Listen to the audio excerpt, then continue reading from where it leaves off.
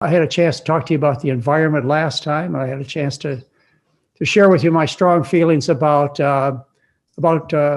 destroying the planet and killing animals and killing salmon in particular on my last encounter with you. And what I want to talk to you about this time is I want to talk to you about the way I take care of patients.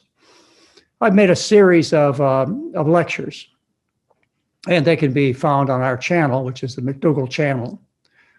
A series of lectures on how I would like to care for you if I was your doctor. You know, if we had a chance to sit down together, these are the things that I want you to know. And since we won't have that chance, you know, I provide these videos for your own physician to listen to, or for you to take this challenging information to your physicians and say, look, why can't you treat me this way? You know, this is the way Dr. McDougall treats his patients. And here's all the science. And I want to be cared for this way because it makes a lot of sense to me. So I've done a series on heart disease, one on autoimmune diseases.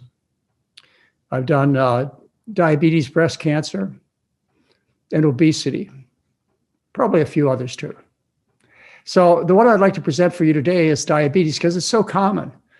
You know, half of the people in the United States are pre-diabetic and somewhere around 14% are frankly diabetic. So this is something that applies either to you or a family member or an associate, a friend. So I hope I have your attention. Some of this gets a little bit complex, but I'll identify when you can either turn me off or you can pay a little closer attention to understand what's going on when we talk about diabetes.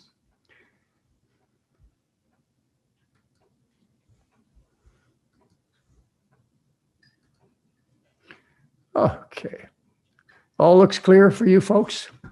So again, this is the discussion that I think you should have with your private medical doctor. And I would certainly love to have this discussion with you if you had type 2 diabetes. And I want to mention one other thing as I get started is because of COVID-19, I mean, a lot of terrible things happen to people because of this virus.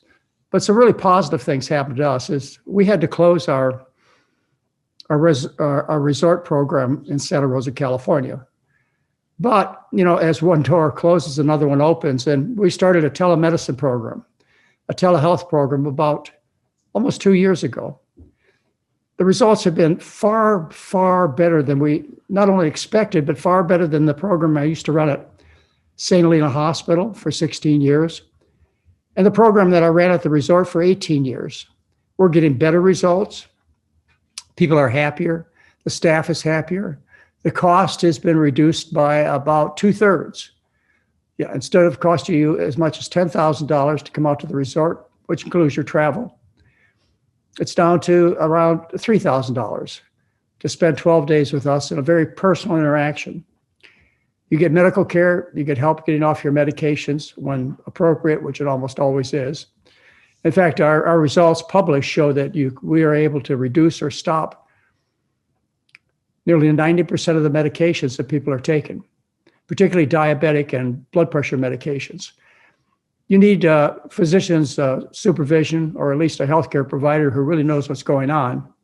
That doesn't necessarily apply to physicians as far as knowing what's going on. But you need to have somebody who is aware of what happens to you when you change your diet and how you need to timely change your medications. Now, I'm going to talk to you about the way I treat it, type 1 and type 2 diabetes, and you'll see what I do. And again, you can share this with your personal physician. The way that we diagnose diabetes is with a fasting blood sugar. This is an immediate sign of whether you have diabetes or not. What you do is you take by a testing meter or in a laboratory, you take a blood sugar at that particular moment. If the blood sugar happens to be above 126 milligrams per deciliter, then you're declared as being diabetic. The other way we check for diabetes is with a hemoglobin A1C, which is a measurement of your diabetes control over several weeks to months. And a normal hemoglobin A1C is maybe 6%, maybe 6.5%, maybe 5.8%. Depends upon who you're listening to. Both types of diabetes, type 1 and type 2, have in common the fact that they have a blood sugar that's elevated. And the symptoms for both types of diabetes are increased urination, increased thirst, and excessive weight loss. With type 1 diabetes, you could get very sick and end up in the hospital if you were to stop your insulin. You never stop your insulin with type 1 diabetes.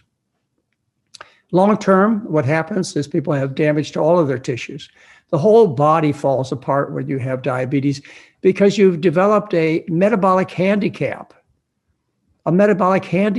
which is the diabetes condition. And you can't defend yourself from the rich American diet. And as a result, diabetics fall apart at a rampant rate. They lose their legs, they have heart attacks, they go blind, they have kidney failure. And that's because of this handicap of diabetes. And you can correct this completely when it comes to type 2 diabetes. You can make a whole big lot of difference when it comes to type 1 diabetes. In other words, type 1 diabetics, they don't have to suffer premature death and a lifetime of sickness if they change their diet. This is the difficult part, but I'd like to try and explain it to you what is going on. We have to talk about 3 different factors here. One is the transport mechanism that occurs at the cellular level. That's represented by the Y-type figure that you see there in red. What happens is you have a transporting system present in the cell membrane that transports the glucose, the blood sugar, which is represented by the orange triangles.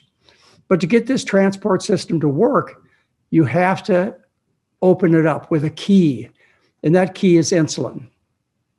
So we're going to talk about different types of diabetes in terms of whether or not you have adequate blood sugar, whether or not you have adequate transport, or whether or not you have adequate insulin.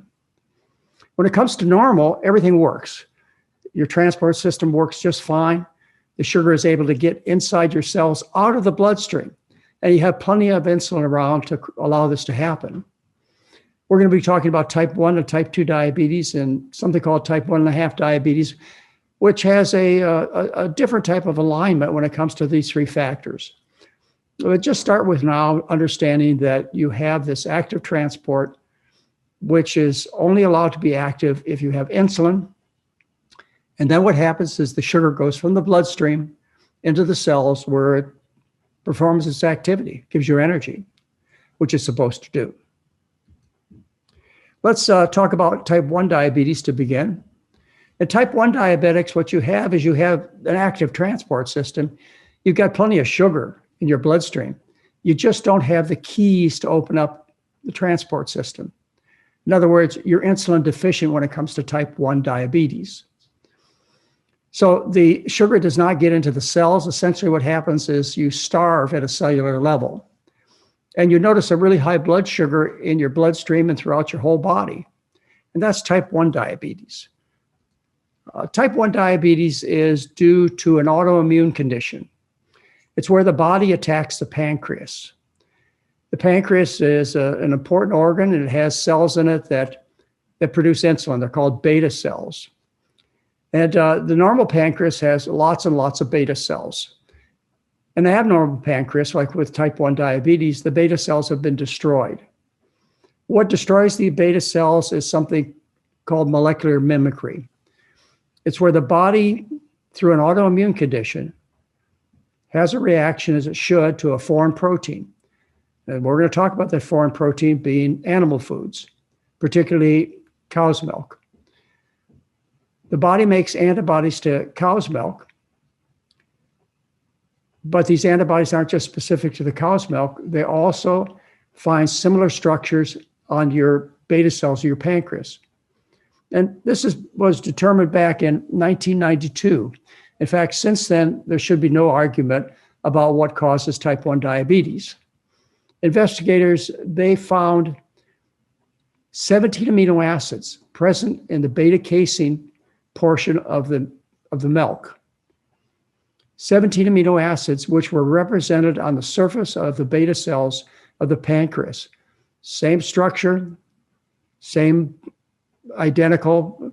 And what happens is the body's antibodies, which are out looking for the cow protein, the milk protein, end up finding the same structure of amino acids on the surface cell of the pancreas, and they attach and they destroy these beta cells. It takes about 3 to 7 years on average to destroy all the beta cells of the pancreas to create a condition called type 1 diabetes.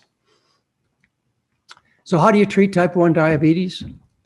Well, you have to take insulin. And when I take care of somebody who has type 1 diabetes, what I do routinely is I reduce the dose of their insulin by about 1/3 to 1/2.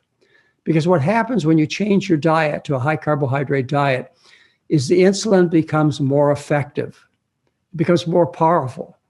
And if you don't reduce it, what happens is people develop hypoglycemia, which could be a very dangerous situation. With hypoglycemia, you can get in an auto accident, you could fall down, you could be picked up by a police officer suspected of having a DUI. It's a serious problem. You want to avoid hypoglycemia at all costs, including the costs of giving too little as opposed to too much insulin. It's always safer to give too little when you're making the adjustment as opposed to too much.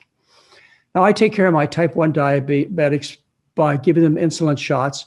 My goal is to try and give them 1 shot a day by using a long-acting insulin called Lantus or Levemir. And many of the type 1 diabetics could get away with just having 1 shot in the evening. At most, they'll have to take some supplemental long or short-acting insulin. But I try and minimize the amount of shots that they have to take every day, because that means they have more time to enjoy other parts of their life. They don't have to be focused on their diabetes all the time. Unfortunately, somebody who is diabetic, they think about their blood sugar. They think about how much insulin they have to draw up and shoot themselves with. And it is exaggerated to an extreme extent if you happen to have a glucose monitor that's attached to you, which checks your sugar every few minutes to every few hours. And worse yet, you have an insulin pump that pumps a certain dose of insulin to you. And so you spend your day, and the people around you spend their day talking about your blood sugar, talking about how much insulin you've taken, instead of enjoying life. So you want to minimize this disease as much as possible in people's lives. Yet, as I mentioned, you always have to give insulin for a type 1 diabetic.